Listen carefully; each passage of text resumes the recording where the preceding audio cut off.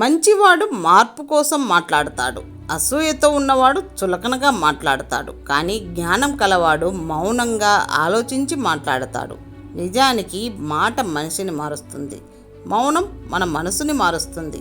ఎవరి మీద ఎక్కువ ఇష్టాన్ని పెంచుకోవద్దు, ఎందుకంటే ప్రేమతో అల్లుకున్న పూలమాలలే విషనాగులై కాటేస్తే తట్టుకోవడం కష్టం. అమ్మ మనకు జన్మనిస్తుంది, భార్య ఆజన్మాంతం ప్రేమిస్తుంది. అమ్మ లేకుంటే మనకు జన్మ లేదు, భార్య లేకుంటే జన్మకు అర్థం లేదు. అమ్మ భారం కాకూడదు, భార్య బానిస కాకూడదు. కొందరి కోసం మనం భరించలేనంత బాధను కూడా భరిస్తాం. ఎందుకో తెలుసా? బాధ కన్నా వారితో బంధం ముఖ్యం కాబట్టి. కానీ వారికి ఆ విషయం ఎప్పటికీ అర్థం కాదు. మీ మంచి గుణం నిన్ను రాజును చేస్తే, నీ మూర్ఖత్వం నిన్ను బానిసను చేస్తుంది. మనం ఏడవడం కంటే అన్నీ మర్చిపోయి నవ్వడం చాలా మంచిది. చల్లని నీటి రుచి తెలియాలంటే విపరీతమైన దాహం వేయాల్సిందే.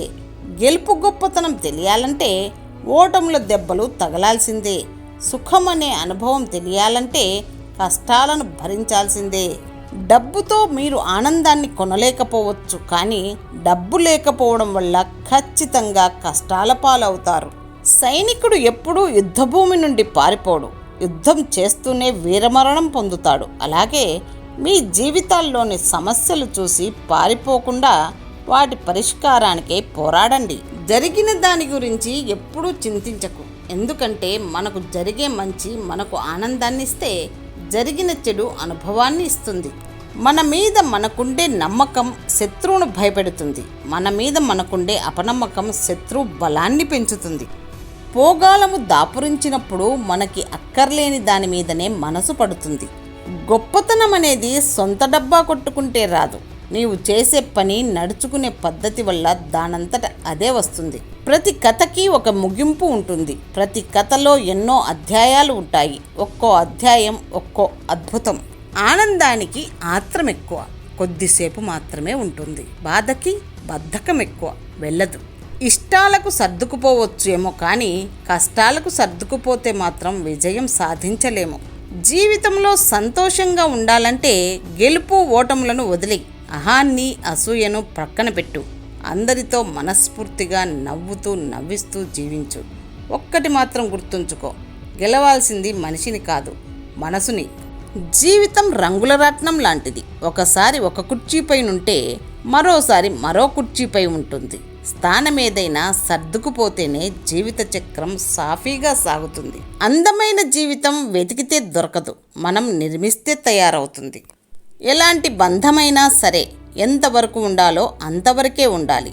అందరూ మనవాళ్లే కదా అని వాళ్ళకి మంచి చేయాలని చూస్తే చివరికి మనమే వాళ్ళకి చెడ్డవాళ్ళం అవుతాం. ఎన్ని తప్పులు చేసినా పాపం పండే వరకు శిక్ష పడదు. విధిరాతను ఎవరు తప్పించలేరు.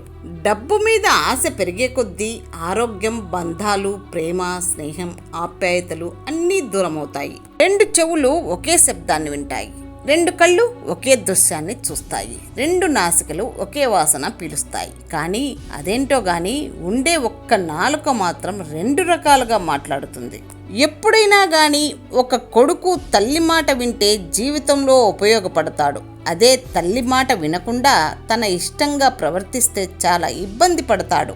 పలకరింపులు లేకపోతే ఎంత గొప్ప బంధమైనా మరుగున పడిపోతుంది. అందుకే మీరు ఎంత బిజీగా ఉన్నా మన అనుకునే వాళ్ల కోసం కొంత సమయాన్ని ఇవ్వండి. భార్య తన భర్తను అతిగా ప్రేమిస్తే సమస్యలు వస్తాయి. ఎక్కడైతే అతి ప్రేమ ఉంటుందో అక్కడ ద్వేషం మొదలవుతుంది. అతి ప్రేమ వల్ల పరాయి స్త్రీతో మాట్లాడినా భర్తపై అనుమానం పెరుగుతుంది. అతి ప్రేమ ఎవరికి మంచిది కాదు. దానివల్ల భార్యాభర్తల మధ్య గొడవలు మొదలవుతాయి.